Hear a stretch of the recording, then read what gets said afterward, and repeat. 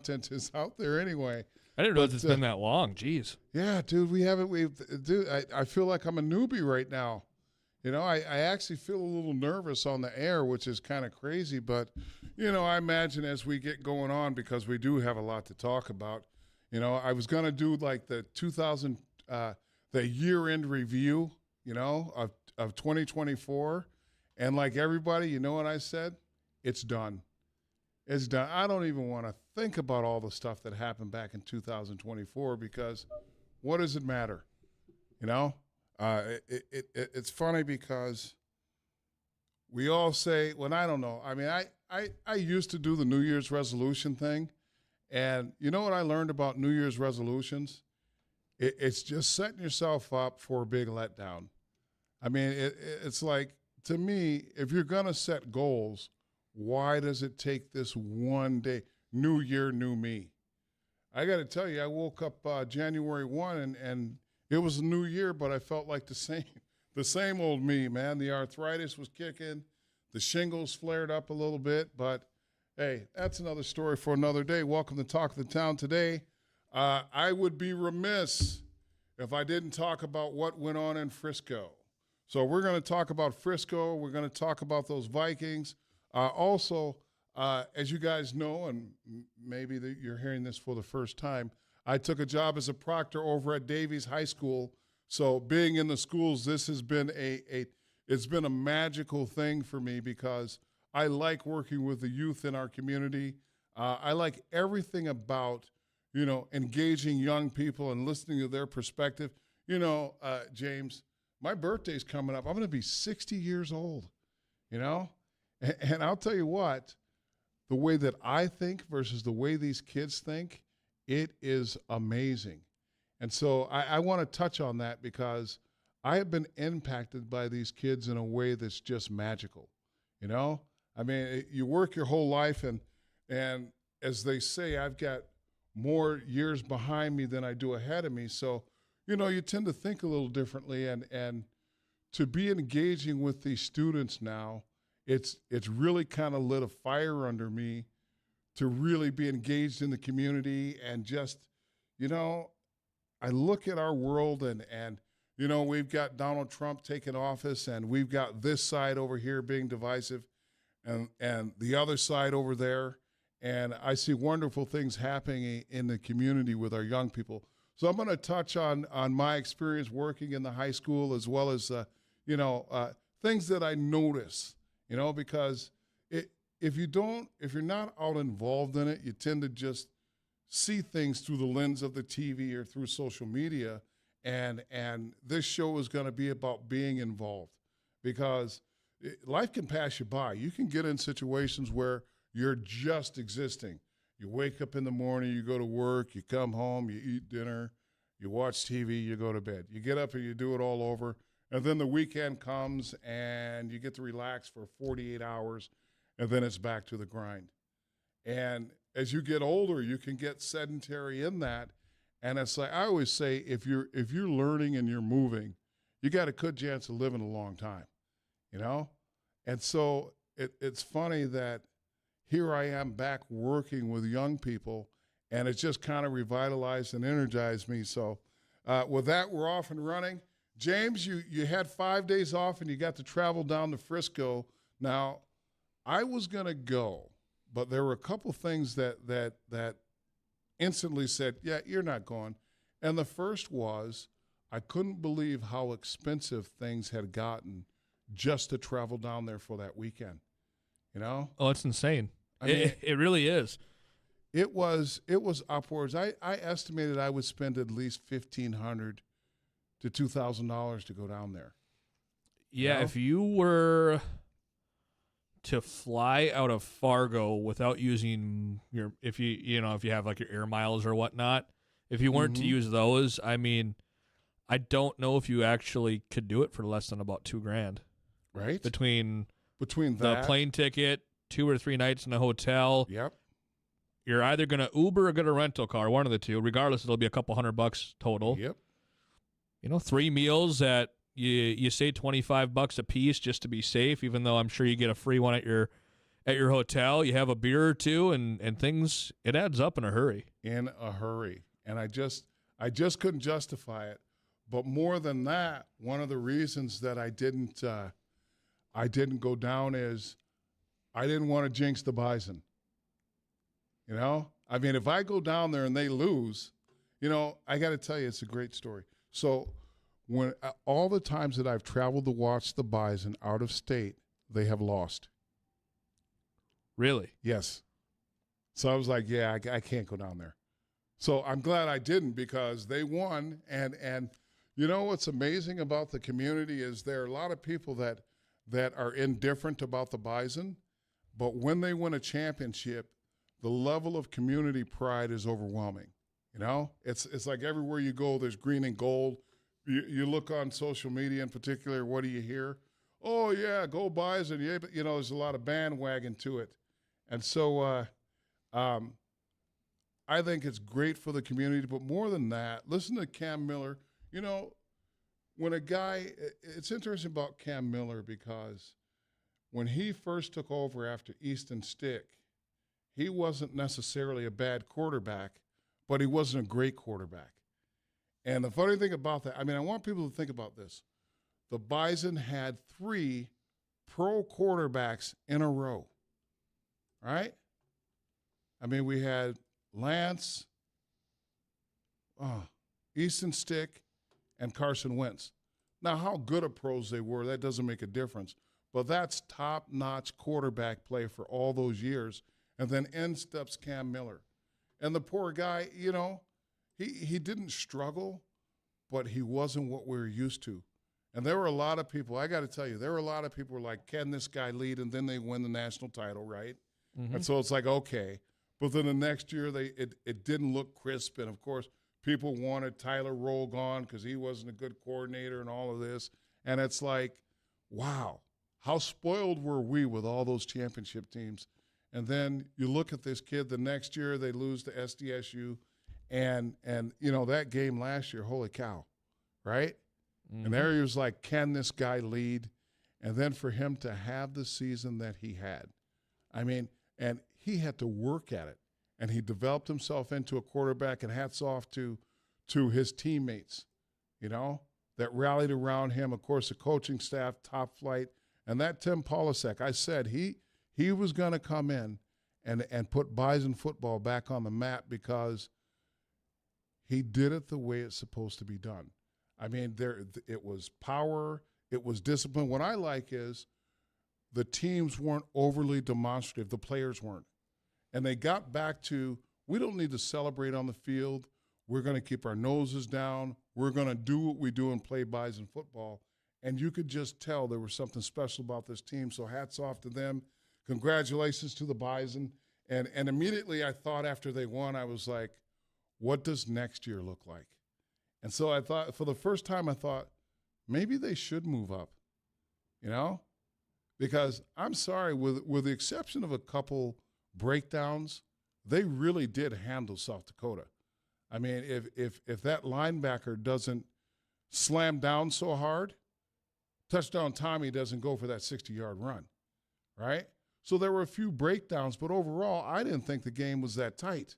You know, I thought that they handled them on both sides of the ball. Now, give Montana State credit. They're no slouches, you know, and they took advantage of their opportunities. But to see the way these guys came together and got it done was absolutely awesome. It sounds like James is whispering in my ear. We're already up against the break. But when we kind of come back, we're going to talk a little more Bison football in the future.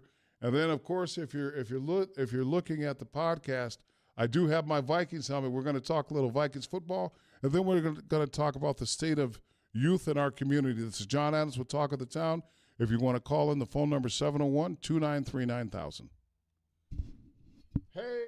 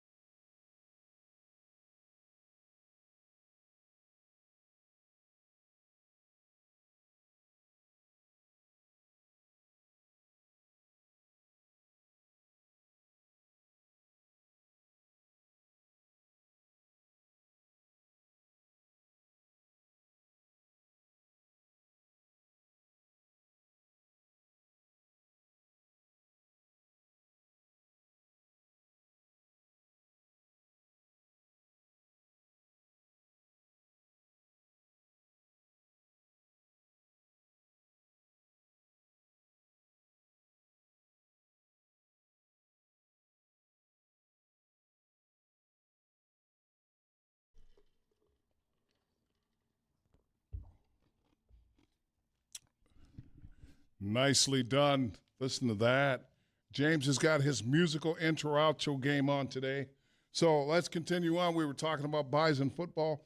And the one thing that I think is if you have Bison overload, if you're like, hey, enough with the Bison already, I want you to consider there are 3 areas that we need to keep in mind as far as Bison football and the Bison brand. First of all, the economic impact. And it's felt more when we go to places like Frisco. I mean, the impact that our fans have when they travel to other cities, but it extends far beyond that too. When you look at the economic impact in our community,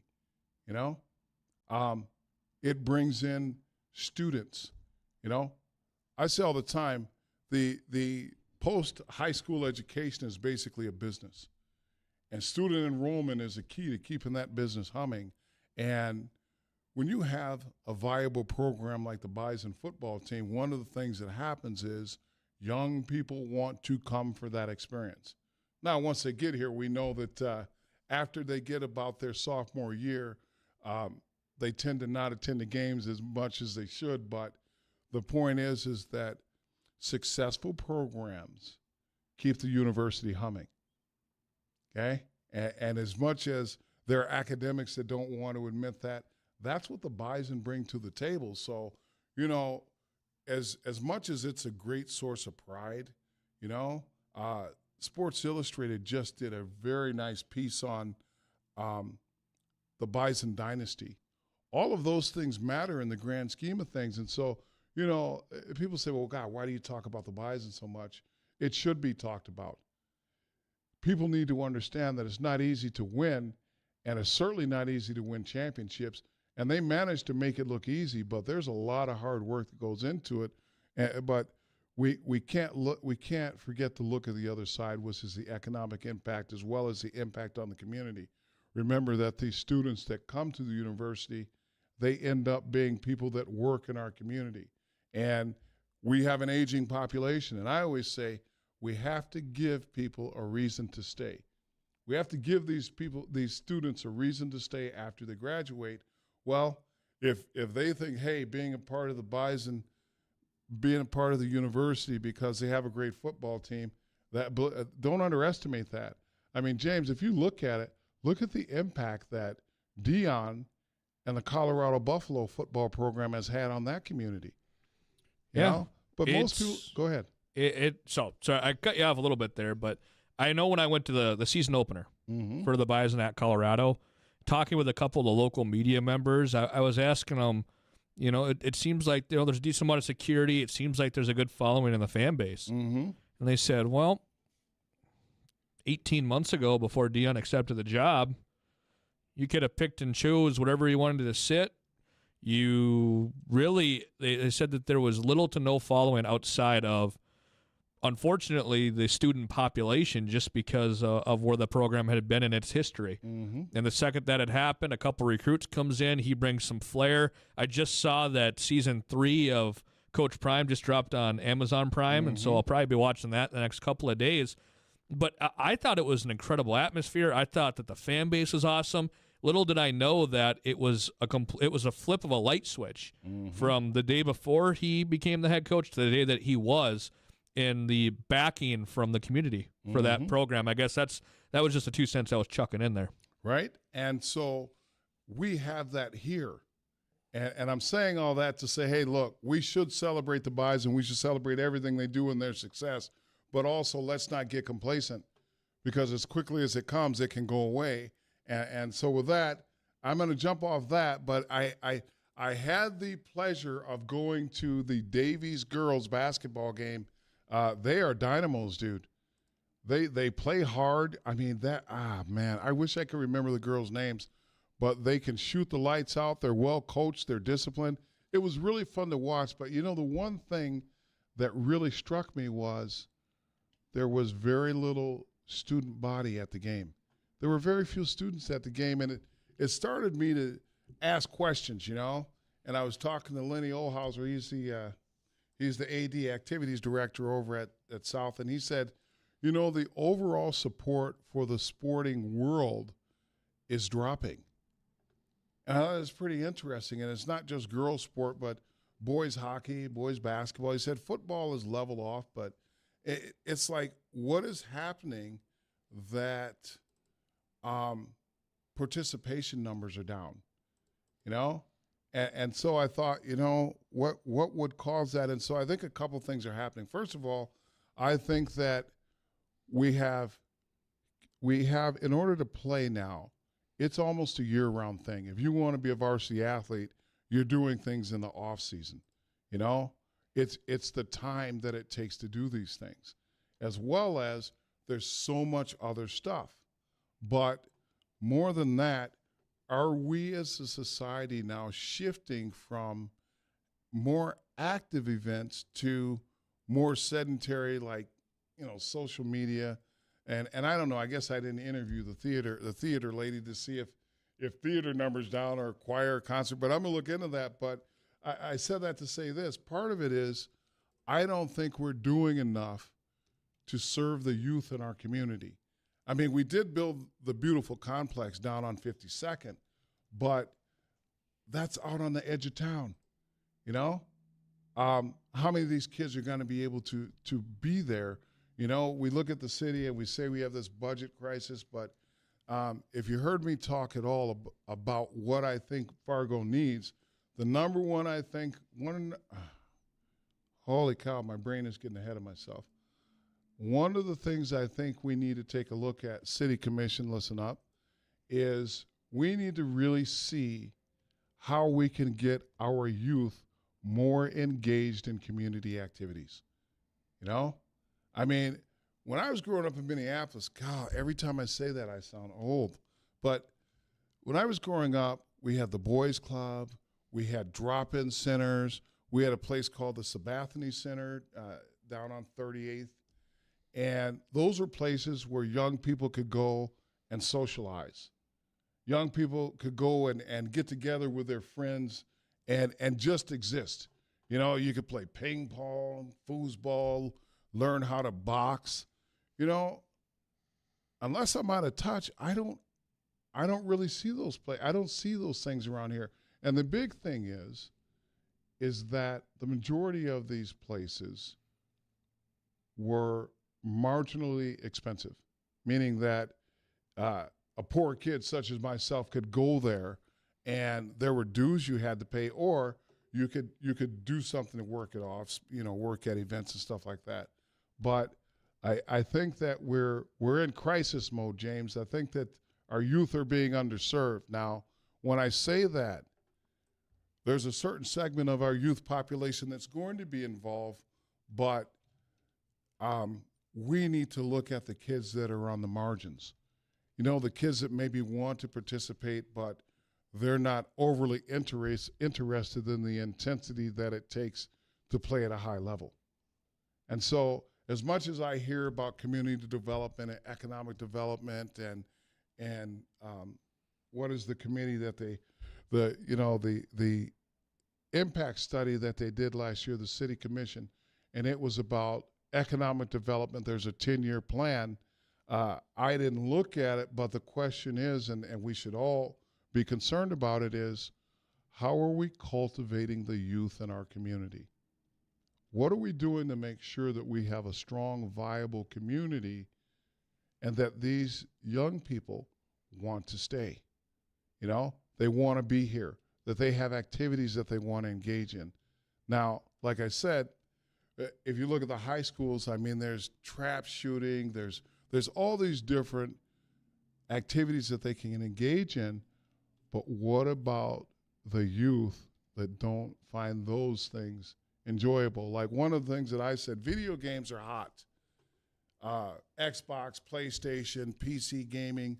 I hear there's a gaming club at Davies, but stuff like that. I always thought somebody should open a center that allows kids to come and game. Maybe have a dues or whatever, but meeting the needs of our youth, or I should say young adults, where they're at right now. And so when we look at it, we have to be able to say, all right, what where is the disconnect? And I think the disconnect is that we haven't really looked at it.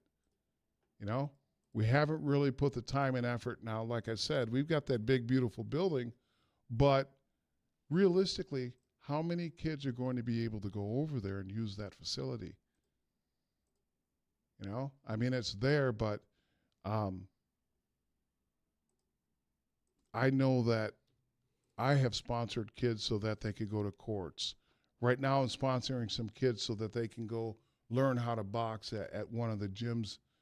Shout out to Charles Hinton for taking on that project for me. But we need to be, as citizens, we need to be aware, and we really need to focus on our youth in the community.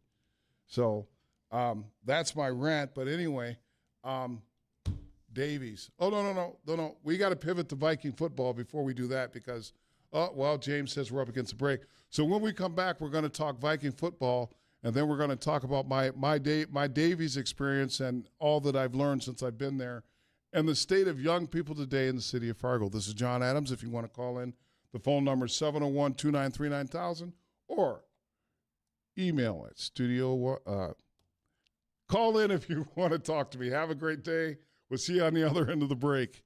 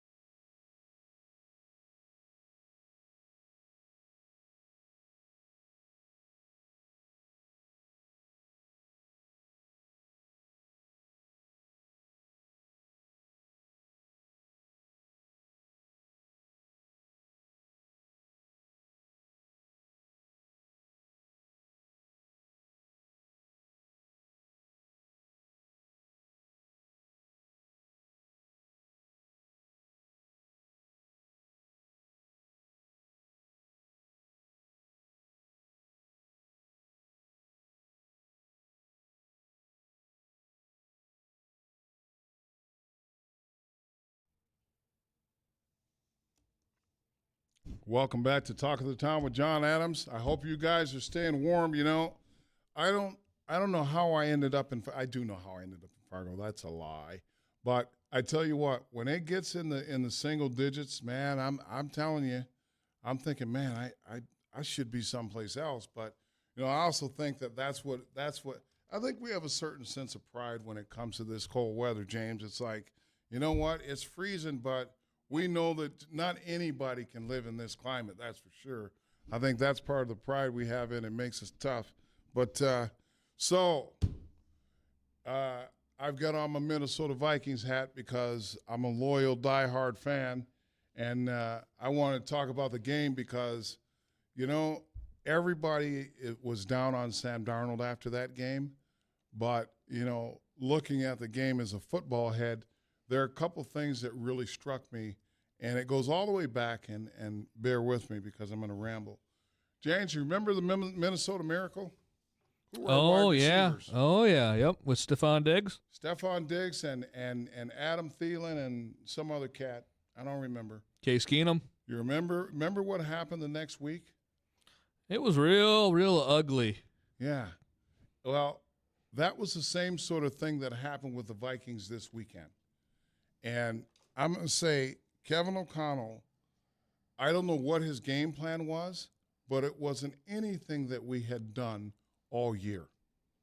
You know? I mean, play action pass, power running game. That's what the offense had been predicated on the whole year. And what does he do? He comes out and he spreads it out. Now, our line, it's serviceable. I still think there's work to do here, but by the numbers, man, we've only been a 20+ scoring offense. And so why you would spread it out is beyond me. There was no flow to the idea. I mean, 7 times in the red zone inside the 10-yard line and you throw 7 passes. That's not good play calling. So first, let's put it where it belongs. Sam Darnold, he was throwing high, but our receivers did nothing to give him something to throw to. That was the single biggest takeaway from watching that game. And so you look at Justin Jefferson. I love the kid, but when you're getting mugged down the field after 5 yards, as a receiver, you have a responsibility to make the ref call something. So if you're getting mugged, you elbow the guy, you push the guy, you grab him back. Something, even if you get an offensive call against you, now those referees have to step up and they have to get those DBs to back off. Okay, they have to get them to play correctly. But that never happened. And as a college player, if I knew I was beat, sure, I would grab a guy. You know, I'll take the 5-yard penalty. And you clearly see that Detroit's program was to be physical with our D-backs because Sam Darnold is going to hold the ball if his receivers are being mugged. And a lot of times he double clutched. You know, it seems like, he's holding the ball too long. Well, our receivers weren't getting off those jams. So now what would you rather have them do? Throw the ball high where the receiver might be able to make a play, or throw into coverage or throw a bad pass that gets tipped up and intercepted? Well, to me, it looked like Sam Darnold was saying, hey, I'm going to throw it in the vicinity. Now, don't get me wrong. There were a couple passes where he was clearly off target. You know, so I'm not going to let him off the hook. But at the same time, my takeaway was our receivers have to get physical, okay? And if that happens, now the game changes. Second, how about better play calling for the offense? You know, I thought it was absolutely there was no flow to it at no time. I mean, Detroit has a pretty good defense. We know that. You can't run laterally at that defense. You got to run at them. You got to hit them at the point of the toss dive was outstanding. You know, you give the guy a chance to run right at the hole instead of letting him run laterally. Now you got a shot. But there were too many times, and I know people love Cam Akers, but he dances too much. You've got to hit that hole and go. That's why I like By the way, do you know, James, was Aaron Jones hurt for the second half of the game? I think he's been nursing an injury for the last couple of weeks. Because the fourth quarter, it didn't seem like he ran a whole lot. And so, I was looking at the game and, people were all like, man, I can't believe we got thrashed. Well, okay, so you spread it out. Think about when teams are at U.S. Bank Stadium. So the noise works in our favor. The linemen are a step late off the ball. That's going to happen. So what do? You go 12 personnel. You run two tight ends. The other thing I noticed was I don't think Hawkinson is as healthy as I don't think he's totally back, because it seems to me he's not getting off his jams, nor is he's not. It doesn't seem like he has that burst, and it takes longer than people think to recover from these injuries. Adrian Peterson notwithstanding, but looking at it, I honestly thought two things. First, our receivers need to get more physical. Kevin O'Connell, by goodness, call a better game. Call a game that gives you a shot. We have C.J. Ham, which is an all-pro fullback, and we never use him. Secondly, it's okay to have a designed quarterback run. I thought that there were plenty of times where Sam Darnold could have got 4 or 5 yards and got down, and but you have to do something. This was a playoff game for all intents and purposes, and I felt like it was the first time I looked at Kevin O'Connell and I was like, what are you doing? This doesn't make sense. On the defensive side of the ball, I thought the defense was stellar, but how long can you be out there? There were so many 3-and-outs that the defense just got tired. And at the end of the game, it showed. They were getting to the edge on us. They were doing whatever they wanted to do. So, in that way, I thought the defense was fine. But by golly, Kevin O'Connell, call a better game. What say you, James? I'm eating a Rice Krispie treat. Sorry, give me a second. I caught you off guard. Anyway, we'll let James eat his Rice Krispie. But now, Matthew Stafford is the same type of quarterback that that Jared Goff is. He knows where to go with the football. So for me, I'm getting him off his spot. I'm playing a little more press coverage, and I'm determining where those wide receivers are going to go on the field. We have to dictate what he does now. Unfortunately for us, the Rams have got a killer tandem in Puka Nacua and what's his name? Cooper Kupp. In addition to that, their running back is as good as any in the NFL. I think it's Kyron Williams. Yeah. So the defense is going to have their hands full. But at the same time, I think that we can scheme it up where we're going to do okay. My prediction, again, I think it's probably going to be 28-35. I got to go with the Vikings. I think it's going to be high scoring just because of the way these offenses are and the way the two guys scheme. But I think we're going to be fine if we do a better job at play calling. And then lastly, somehow they've got to get Sam Darnold to settle down and actually go through his entire process and set his feet correctly. A lot of times I saw him rushing to get the ball out. So he's throwing off his back foot, things like that. So, hey, now you have all the information you need so that when you watch the Vikings game, you go, oh, yeah, that Mr. Adams. Oh, by the way, do we have a screen game, James? I don't think I saw a screen run by the Minnesota Vikings in the past 3 weeks. Not too much at all. So my initial thoughts with Sammy D is that was the highest leverage game he's played since he was in college, for one. So as a professional athlete, that was, when you're 3-7 playing for the New York Football Jets, you're dealing with your fan base and the media. That's it. You're not dealing with the opponent. You're not dealing with the high leverage situation of either a 1 seed or in a bye or a road game in LA the next weekend. I don't think that's much of an excuse. I think so. I think there was a little bit of jitteriness to that in trying to settle down. At the same point, I don't recall seeing much of anything for short crossing routes, checkdowns, things of those sorts, when you knew that Sam was going to get flushed out of the pocket and needing to make quick decisions, because Detroit made a decision that they're going to go man-to-man, one-on-one islands with their defensive backs, and they're going to send pressure.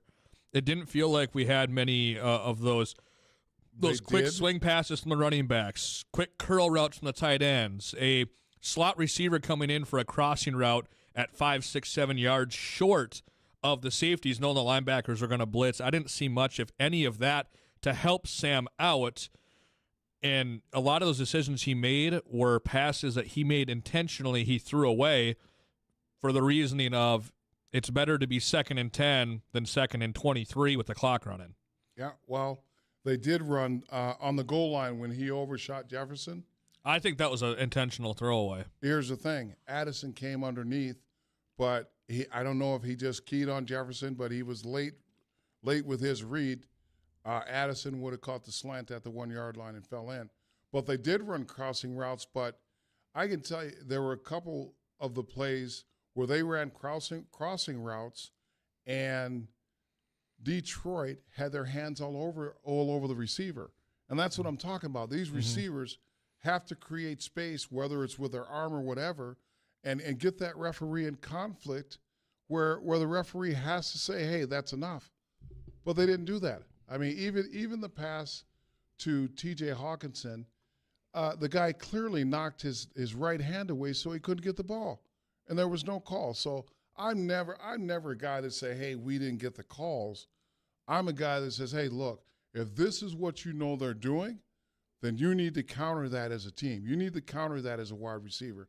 And that didn't happen. Well, it sounds like we're up against the break. When we come back, I still haven't gotten to Davies High School. I'm going to talk about my experience at Davies High School and what I think the state of our youth in Fargo.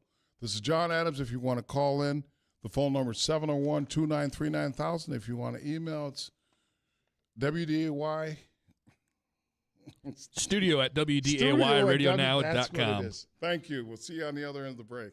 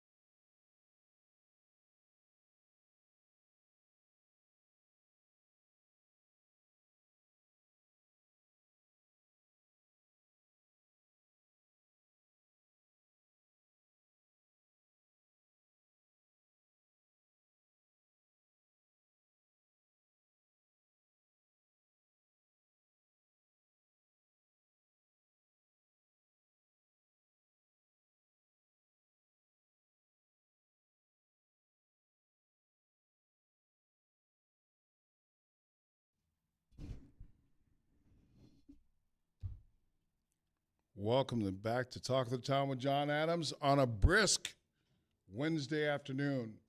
So we talked about the Vikings. We talked about the Bison. I do want to give a shout out for my Golden Gophers for getting it done in the Duke's Mayo Bowl. You know, they've had the longest bowl winning streak of any team in the country. And I can tell you, there are a lot of people that are not sweet on PJ Fleck. Well, here's what I know.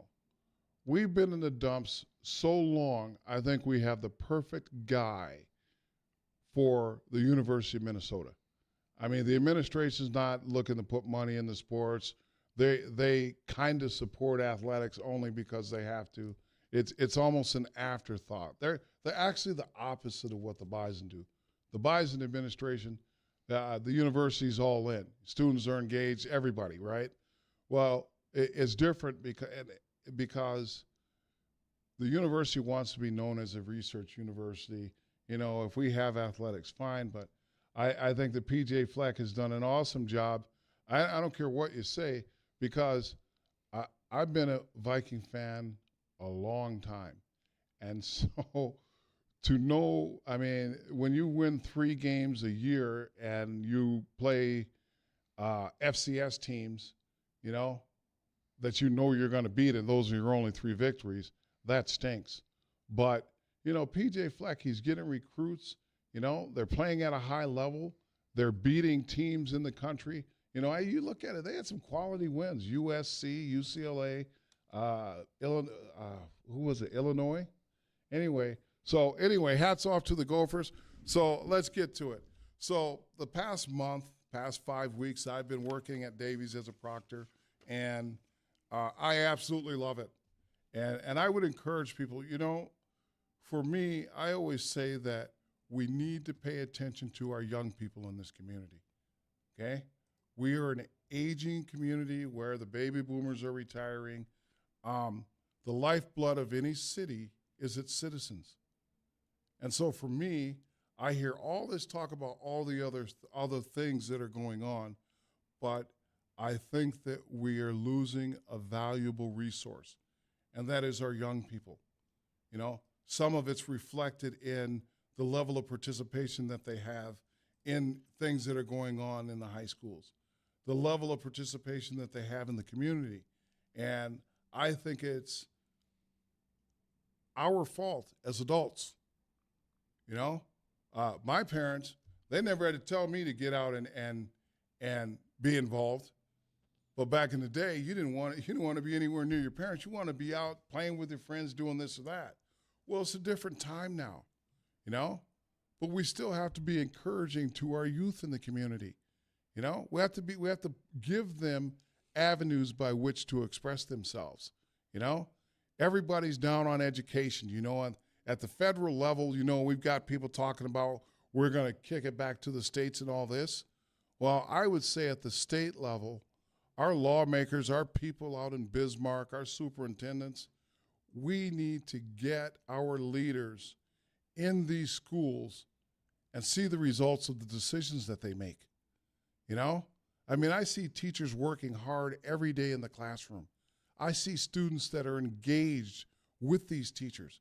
You know, I've only been there a month, and the number of great conversations that I have with these young people, it's really an eye-opener. You know, as much as we have the sky is falling mentality and the negativity coming out of COVID, I see a lot of young people at Davies doing a lot of great stuff. You know, I mean, we can't be trapped in this thing where we say, man, what's the world coming to? I'm telling you, man, these kids are bright and they're articulate. You know, I mean, they have big dreams just like you and I did when we were young. I still got big dreams. But if we're not cultivating that, what will become of our city? You know, right now, the big push is work-based learning, you know, the trades, you know, getting our young people to see that the trades are a great career opportunity. You know, it's not that we push college aside, but we recognize that that's an area, specifically in here, being that we're mainly agriculture, that we need welders, we need plumbers, we need electricians, okay? But it doesn't just start.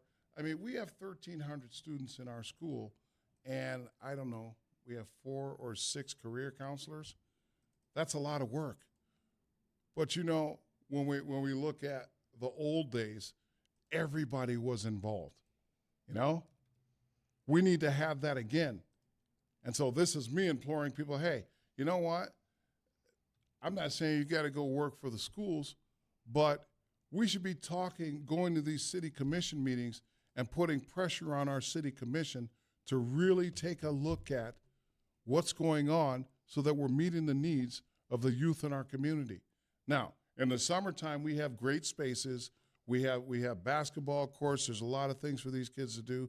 But at the same time, we need to have go-to places. You know, I've said in Minneapolis, we had a rec center or a drop-in center for every community, the Asian community, African-American community, the Hispanic community, Native American community.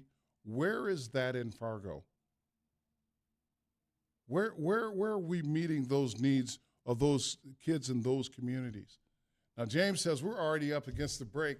Listen, I feel bad because I really wanted to cover this topic, but evidently Viking football and Bison football took precedence this show. But when I come back next week, I won't be here. It'll be the best of Jon Adams. But when I come back, I'm going to devote a show to what I think we need to do to make sure that our young people get their needs met and that they're being engaged and that we remain a strong, viable community. I want to thank you guys for tuning in. This is Jon Adams for Talk of the Town. Have a great day. Have a great week. And as always, stay black.